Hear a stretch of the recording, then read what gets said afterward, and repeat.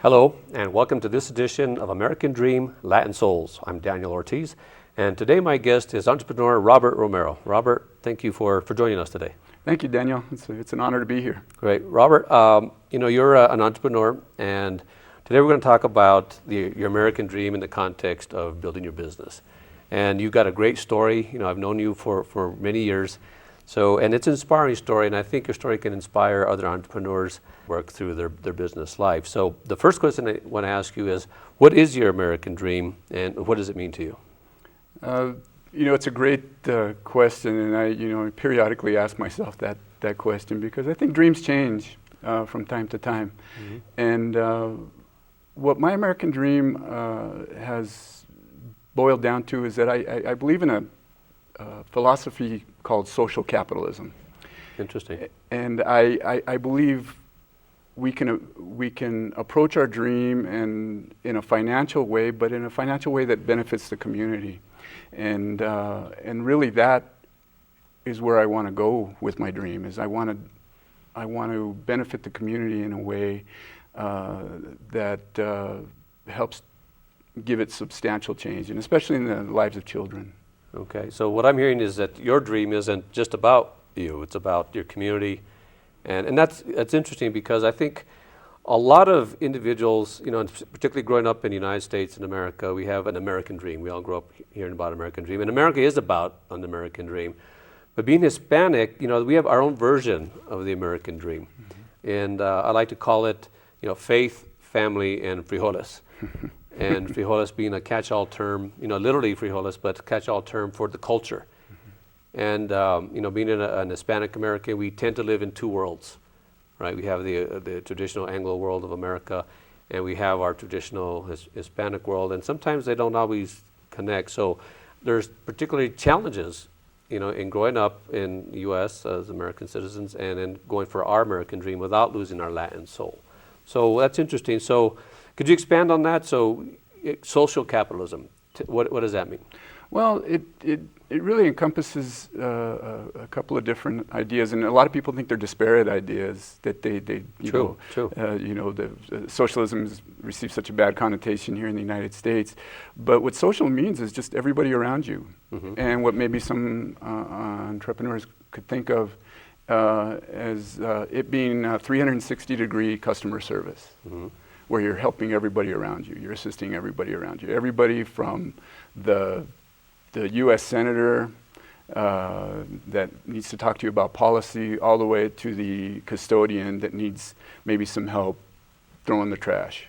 Okay. And so that's my fundamental belief. Now, also you could bring into it the financial aspect of it, where we should earn a good living with our dream, but part of earning that good living is a responsibility to help people around you. Okay, all right. So when did you first become aware that you had an American dream, or a dream in general? Well, I think it happened in college. Okay. And I think college tends to be an awakening place for a lot of yes, it does. a lot of folks. Uh-huh. And I remember getting injured in a ski accident, and I was an engineering student at that point. And didn't particularly like engineering. Thought I was smart enough to do it, mm-hmm. but didn't particularly enjoy it. I got injured, and the physical therapist that worked with me post-operatively just amazed me. He was. Well, I want to talk about that in the context of your story, and okay. then we'll talk more about your story, because we've known each other for years, and based on your upbringing and background, there's probably wasn't a lot of seeds sown for entrepreneurship. So I can understand why something blossomed in college. There was an event, a tragic event, that happened, because I know your trajectory was going one way, but that's a typical entrepreneur. Entrepreneurs take something that as a negative and turn it to a positive. So you took something, an accident, a skiing accident. I believe you tore your ligaments. Is that right? Mm-hmm. You were in sports, and mm-hmm. we'll talk about that as well. Mm-hmm. So you obviously weren't going to make the NFL at that time. So you had to. So a new world opened up. But as an entrepreneur, we think differently, don't we? An mm-hmm. entrepreneur takes an event, a situation, and turns it into a positive, turns it into a business. So that's right in alignment with the philosophy of entrepreneurship. So let's talk about your story growing up. How did you go from, well, let's go a step back. I want to talk about your current business. You are the founder of Robert Romero PT, which is physical therapy. So you are actually now, as an entrepreneur in an industry, I think one of the few industries that's actually growing in the economy. Is that right? It's a major growth industry, and there's a huge need for physical therapists. I mean, I get probably 10, 12 recruitment letters or emails a week. Is that right? Right, and it's an amazing growth industry, and with the Affordable Care Act coming forward full steam in 2014, there's just going to be a larger need for physical therapists. Okay, but this is a business. This is a practice, an organization that That's correct. You created. Okay, excellent.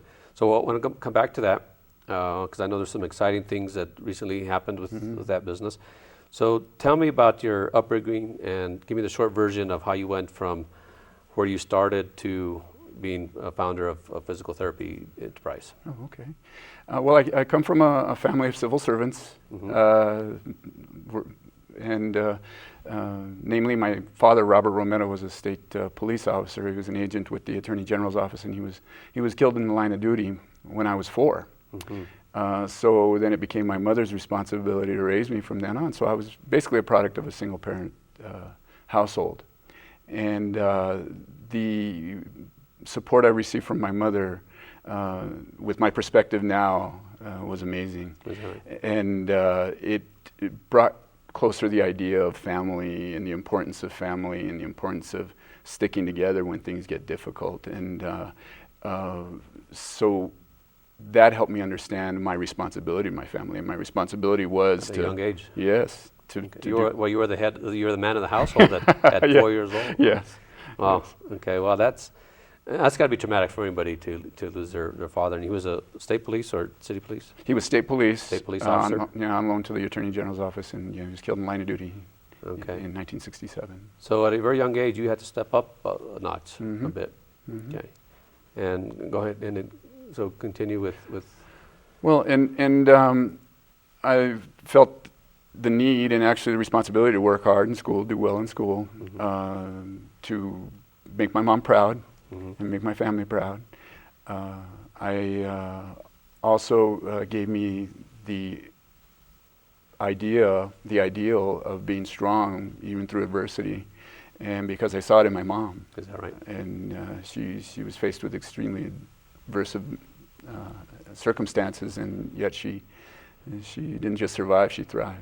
That's a common theme with, and I'm sure it's with all families, but I think particularly with Hispanic families, the strength of the family, whether it's through adversity, challenges, or even starting the businesses that we do, that the family is a foundation, a strong catalyst for us. And so one of the questions I was going to ask you down the road is what role does family play in being an entrepreneur, and how does the strength of the family help you succeed as a business owner? And along with my mom, who was just an unbelievable woman, she's passed away several years ago. Of course, with my father's legacy, I also felt an additional responsibility with that, because he was, as by all accounts, a top-notch police officer and agent. My sisters are just amazing people as well, and they're very supportive, and we're very close. And they don't hesitate to tell me when I'm getting a little bit out of line, but they also are very supportive when I make a move, and especially when it came to moving into entrepreneurship, and it was real important to have their support. So they gave you advice and counsel as well? They did. Support? Great. They did. All right. Well, the strength of the family, of course, is the foundation of Hispanic identity. We're actually an extension, really, of our family. I had an experience one time. I had left Santa Fe, and I had traveled overseas, and ended up in Las Vegas, Nevada. I was at a cocktail party with a country club type set, and I was the only Hispanic in the group. And of course, the people were curious about me, and they asked me, "Do you come from a large family?" Of course, Hispanics all breed and have large families, right? So they asked me, do you have a large family? And I said, well, yeah, there must be at least 5 or 6 dozen of us at least. And there was eyes wide, mouths open in disbelief. And my girlfriend at the time, she was a Southern belle from Alabama, came up behind me and whispered in my ear, "She means your immediate family." And it's a cultural difference. It never occurred to me that my family didn't mean my familia. So that's interesting that you mentioned that. So I'm going to step back just a bit because in addition to losing your father at 4, you had a severe accident. Was that at 5 years old? A little later. That I asked you if you felt comfortable sharing, and you did. So, and I want to bring that up because I think that shows the strength of character. And I want to ask you, what did you learn from that experience, and how does that help you now become successful later on in life? Well, and I certainly don't mind talking about it because I believe it's a strength of mine. It's turned into a strength. I was burned severely as a child, and it was actually before my dad was killed. And in fact, I remember him throwing me into his car, his police car. It was an undercover police car, and going to the hospital. That way I remember laying on his lap. And it was a pretty severe burn, and actually back in those days, a severe burn like that would have killed a kid half the time. And it disfigured me somewhat. I do have some scarring, up on my chest. What percent of the body was it? It was a 30%. 30% of your body, okay. Yeah. And so it was a very traumatic experience. I was in the hospital for a couple months, in and out.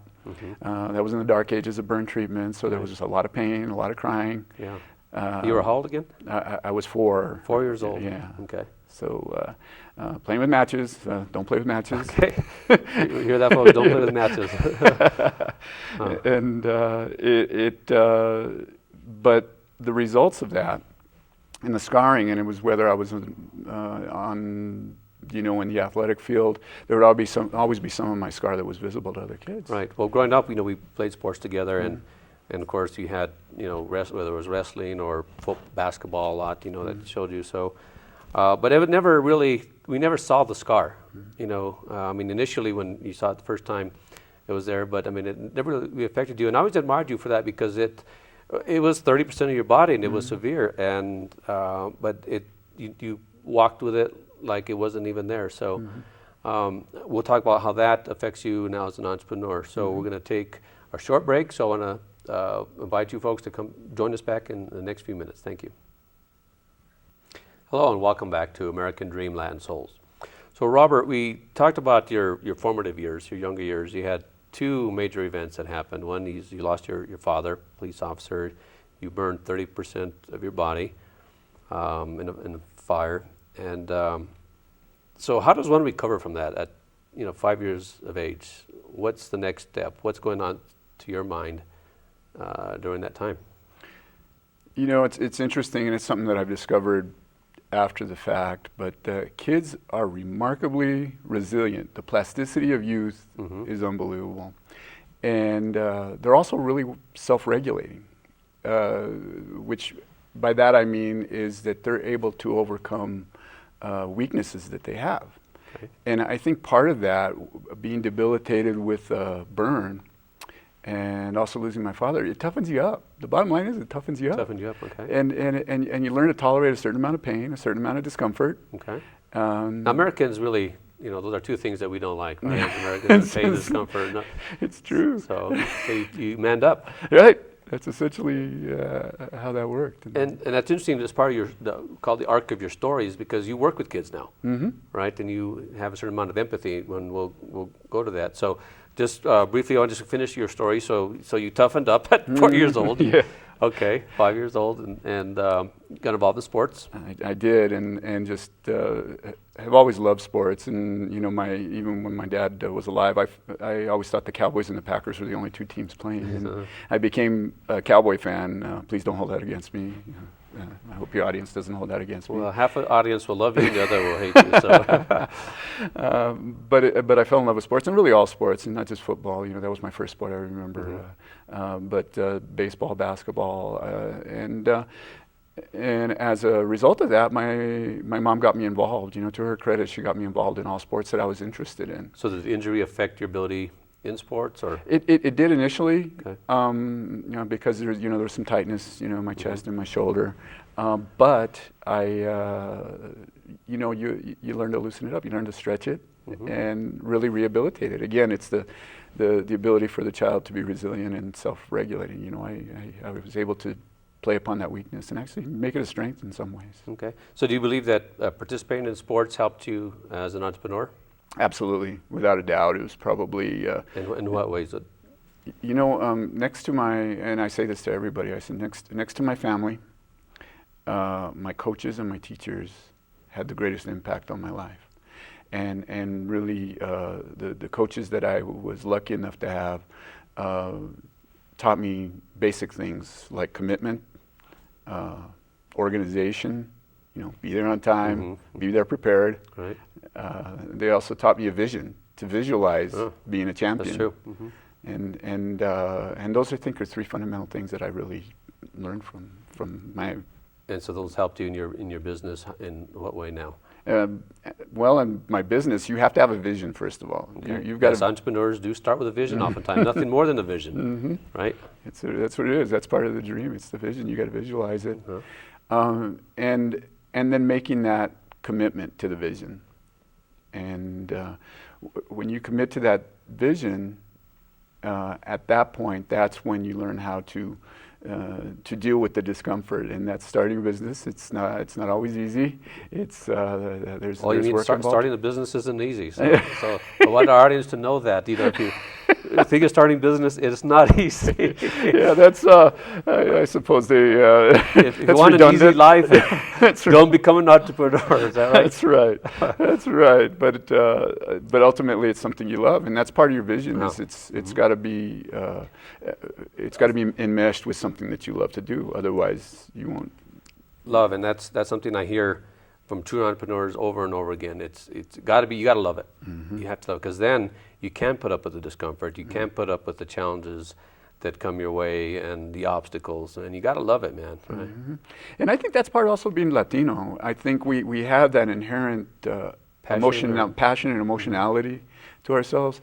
And when you love something, man, you're willing to do anything for it, and you're willing to go to the wall for it. And I think that was it was first my sports, but then it carried over into my business. Well, I think that's true. I believe we were fortunate enough to play on the same teams and won a state championship. Yes.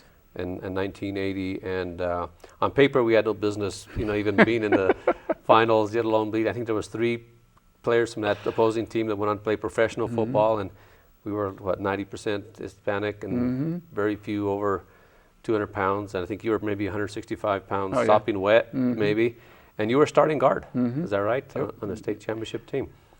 So, and we had a reunion obviously a while back, and I think I agree with you. Those coaches, they weren't just coaching boys; they were training men, and I still use those principles today as well. The attention to detail. Our coach had a saying, what was it? If you don't do it in practice, you ain't going to do it in the game. So it's something I think entrepreneurs can learn from is sports. So tell me more about your business now. Okay. Well, I'm a physical therapist, and I'm a contractor. And I've contracted for a number of years, first to organizations like the University Hospital, University Home Care, where I saw patients, often indigent patients, in their homes, usually the elderly and kids. I've got a weakness. I've got a soft spot in my heart for the viejitos and the niños, and that's and I love them both, and they're very wonderful populations to work with. And those are the 2 groups that always tell you the truth. Is that right? That is the absolute truth. Yes. Yeah. Whether you want to hear it or not, you're going to hear the truth from those 2. Okay. That's right. And my path pushed me towards the schools, and so I helped develop an organization that was interested in contracting physical therapists, occupational therapists, speech therapists to the schools. Okay.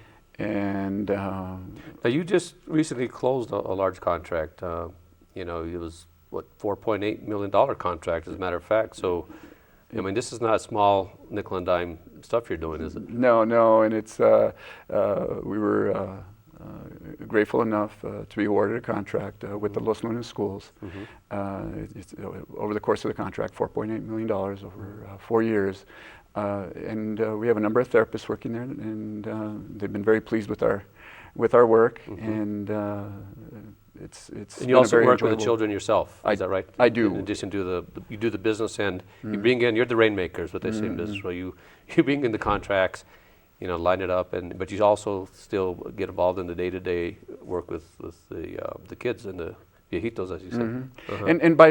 And that's by my preference, and it was by design that I wanted to work with the kids more than the administrative tasks, and because they keep you young, and right? So and also as part of my contracting to external agencies, I also that's where I see the viejitos, and so it's just enjoyable all the way around. I truly love what I do. Good. That's you gotta love it. You gotta love it. So tell me, what are some of the obstacles that you've had to face and overcome being an entrepreneur to get to the stage where you're at now? Okay. Well, I think first part is being connected, or the feeling that you have to be connected. You don't have to be connected. You can actually see through your vision, but you've got to be willing sometimes to not take no for an answer. Okay. And to persevere. Persistence. Yes. And so perseverance is an important thing when it comes to your vision. So how many no's have you heard? Oh, several. The banks aren't always thrilled to loan to folks who are, just have their name and a good field. Banks are good for loaning money to people who don't need it. Right. I mean, exactly. You have to have, $1 million in assets before they loan you $1 million. So what's the point? And that's a challenge for startup businesses. It truly is. So how did you overcome that? Well, it took a lot of persistence, and actually we ended up having to do a lot of work initially to create a cash balance that was enough to branch us out. I mean, the good news, the upside to that is we don't have a lot of loans out. We don't have any loans out. Right? Yeah, we don't have a lot of debt. We have a bank balance, and we're able to meet our payroll well and expand, and actually we're a little ahead of our business plan. So I think things are. So when the rest of the country is crying about unemployment and low financing, you're actually thriving. We are, and it's really without a lot of financial assistance. Without actually none, just basically the sweat of our own brow. Sweat equity. Well, there you go back again to, I think as being a Hispanic, Latino, and again, that doesn't have to be Latino or Hispanic, but any individual that grows up in an environment where there's not a lot of money, we're not trust fund babies, we don't have access to daddy's Rolodex or whatever, we call the la necesidad, and it's overcoming those challenges and those perceived weaknesses that are actually our greatest strengths now, right? Oh. Totally agree. Firmly agree, because that's part of the love. Part of the love is the love of your culture, and wanting to further your culture, and be a model for the younger folks and the other folks, the next generation. You feel a responsibility to that. So. Yeah, that's great. Great. So, what advice would you give to any budding entrepreneur watching this program now, or an entrepreneur who is facing challenges now? What are the Romero principles? Well, I'd say the Romero principles first start with love what you do. Love what you do, okay. Love what you do. Have a genuine love and passion for what you do. And then I think the second one would be to, choose your partners. If you choose to go into a partnership, choose them carefully. Tell me about that, because you founded this organization, and you brought on some partners. Right. How many partners do you have? Three partners. 3 additional partners. Right. Usually it should be an odd number, but we chose an even number, which is fine. And it's because my philosophy has always been to work within a team. I've always enjoyed working with a team. But that also can be an impediment to growth, because everybody has their own vision. Okay. Everybody has their own vision, and so when it's just you can work on that singular vision without the distractions from other visions, and so it's really difficult to find folks that share your own vision, and especially specific visions that you have, and so that can be a source of some difficulty. Yes, that's true. Okay, so you love what you do, choose your partners wisely. Yeah. and be involved in your community. Okay. You know, this Goes you back know, to the social capitalism, Right. capital. It's not social capitalism.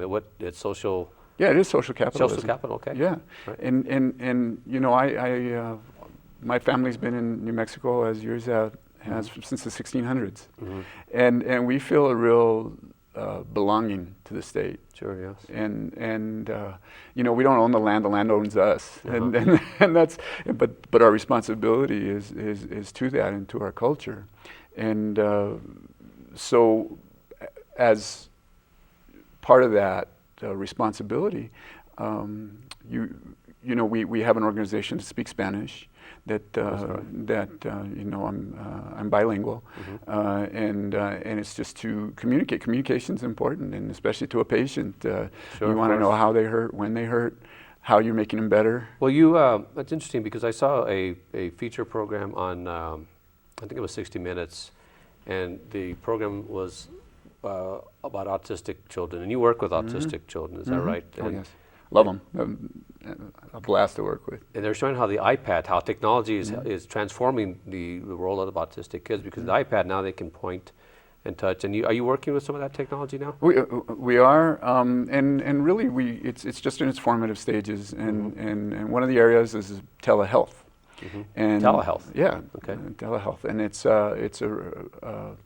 a huge. It's got a huge upside, a huge. Especially in rural New Mexico, when a lot of folks, you know, anymore don't have the money for gas.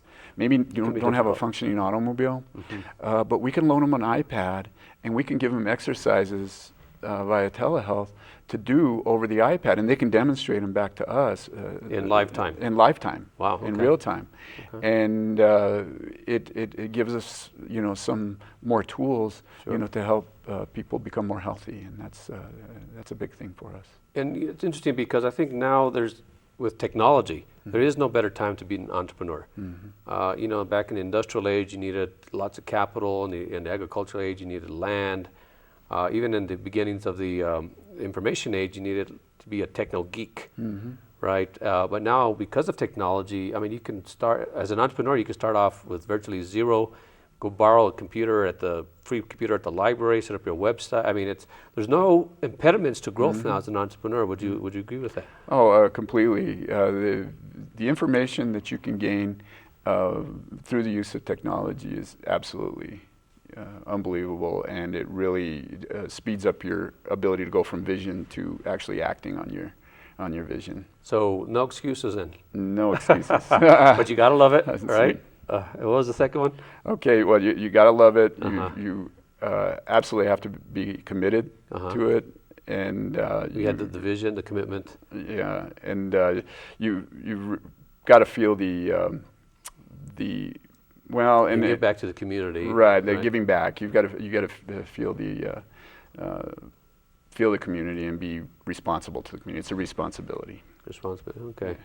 Well, Robert, great story. Thank you for sharing it with us, and I believe that your story will definitely inspire other individuals, and I congratulate you on your work. I think you've done a wonderful job, and thank you for joining us. And I want to thank our audience for joining us in this edition of American Dream Latin Souls. Thank you.